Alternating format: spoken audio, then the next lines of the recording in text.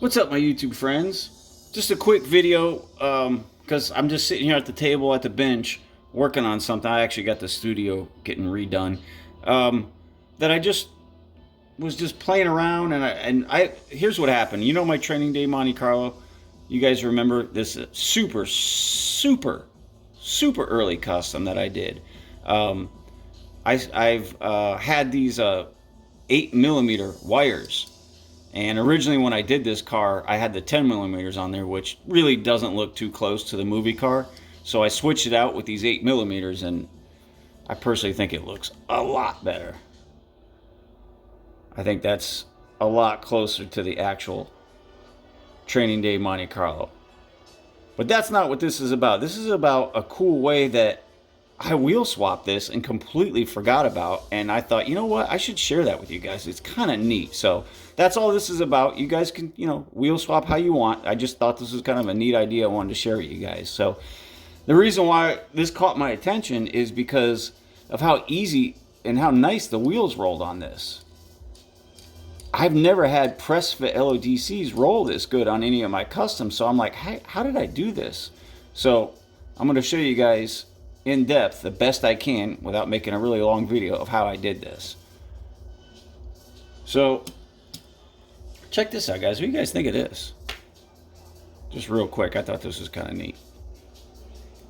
Look at that, the light. Just added that little light in there. All right, that's not what this video is about. All right, so a long time ago, I saw, when I was learning how to try to do wheel swaps and customs, I saw some of you guys use beads, little tiny beads on your ends of your axles. So that got me over to Hobby Lobby to look at some beads. Well, I didn't really end up doing my wheel swaps that way. But while I was in the aisle, I ended up finding some random beads on clearance. And then later on, playing with them. Let me show you guys one up close so you can see what we're working with here. This is what they look like. It's just a small plastic bead. Is that zoomed in? There we go. There you go. You guys can see what I'm talking about here. It's really simple concept here. And I know some of you guys that do customs and wheel swaps already know where I'm going with this. So when I opened up this Monte Carlo, which I'm going to go ahead and pop this screw off, I'll show you guys what I did a long time ago. And it's a pretty cool idea. I don't know why I didn't keep doing it this way, but evidently it holds up because this thing is still together in fantastic shape. Yeah, so check it out. You guys can see those beads in there?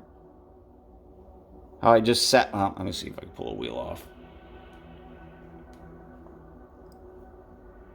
Yeah, see how I've got one in there? And then one on the other side. And what's cool is if you want to stance it, it's adjustable. You can go up in the other one and make the wheel set up higher, if that works for the particular casting or whatever you had. Yeah, so I thought that was just a cool idea. I had to share with you guys. It's super simple. You don't need a Dremel tool or a cutoff wheel.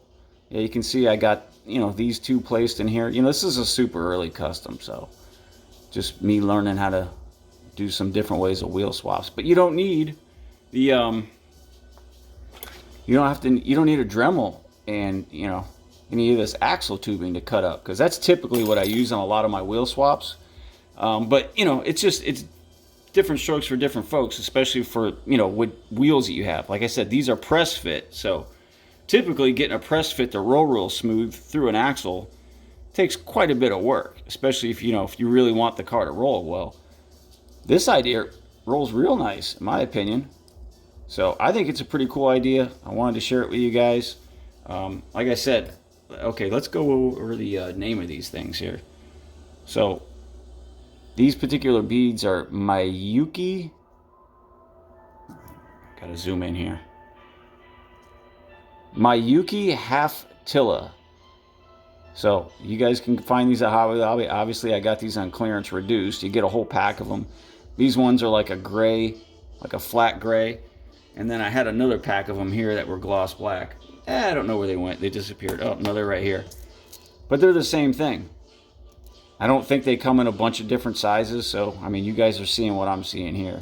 Like I said, I just picked these up on a fluke, and then, but they're kind of cool for doing wheel swaps. You know, you can just glue them in between your axles wherever you can get them, and then, and I also will tell you that any axle tubing that I've ever used, as far as I know, is fit right through these beads, no problem. So, yeah, just a quick video on doing wheel swaps in a fun, different, new way that I figured out to share with you guys.